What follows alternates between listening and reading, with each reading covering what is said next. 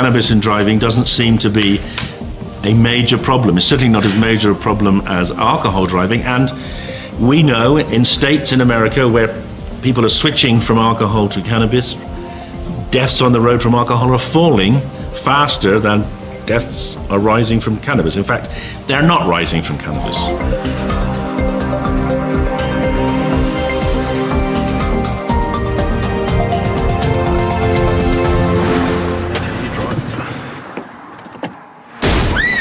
Marijuana decreases your reaction time, making you an unsafe driver.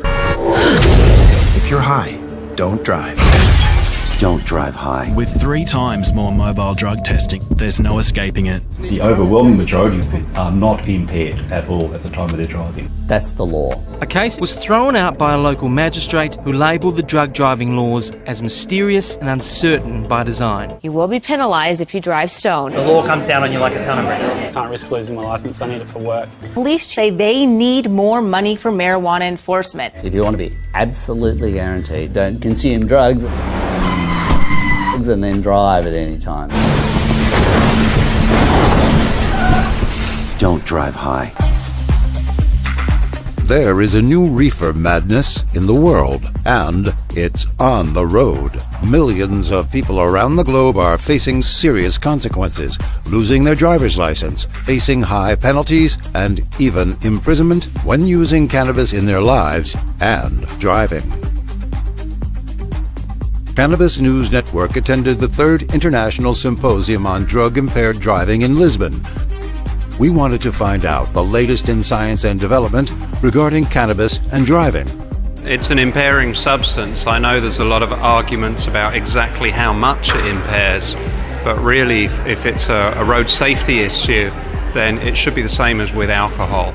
We need to make sure that laws that are being enacted are firmly based on science. So if we install per se limits, then we should be very sure that these limits actually distinguish impaired drivers from unimpaired drivers, which is not necessarily the case right now. We see pedestrians as well, bicyclists who have consumed, who also have actually entered into traffic and then get struck. So it isn't just a car thing, it is pedestrians, bicyclists, and even in commercial vehicles. Okay, so if it is up to the hardliners, the preferred thing for them would be for stoners to just chill on a couch. Many countries do not penalize the use of cannabis, but now, since there are drug testing laws, cannabis consumers, recreational or medical, can or will be criminalized.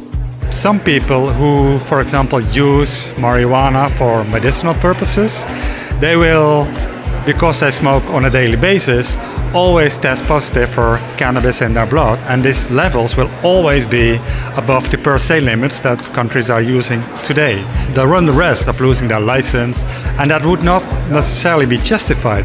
They didn't care. It still impairs whether or not you're using it recreationally or for medicinal purposes. It's cannabis. It's the same substance. One of the indications for using medicinal cannabis is pain. So people who drive a car who have pain complaints, they may actually perform less when they're not treated as compared to when they are treated with any kind of drug, including cannabis. And what about these tests? Are they reliable, and what do they tell? A lot of countries and a lot of police services around the world would like to see some device that could measure cannabis impairment at the roadside. And I think it's premature at this point to say that we have such a device. We can detect cannabis in oral fluid, but that's all we can do is detect its presence. THC can be detected in the blood for days and sometimes weeks after usage. However, the presence of cannabis cannot necessarily be said to indicate impairment nor conclusively be the main contributor to crash risks. We look at people who are arrested for impaired driving. We look at people who actually die in motor vehicle crashes. And cannabis is the number one substance after alcohol. Don't take your chance of yourself getting arrested, losing your job or your license or your livelihood. Alcohol has proved to have the reckless effect of causing out-of-control driving, leading to many deaths and injuries. The culprits don't face this zero-tolerance attitude. Overall, some studies claim the rates of fatal car crashes have declined in states with medical cannabis laws. In theory, it would even be possible that somebody who smokes very, very frequently, daily, continuously, may actually be unimpaired at all.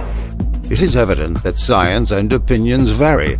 Therefore, politicians and policymakers should be patient and wait for more definitive answers before enforcing harsh drug laws that can devastate the lives of many.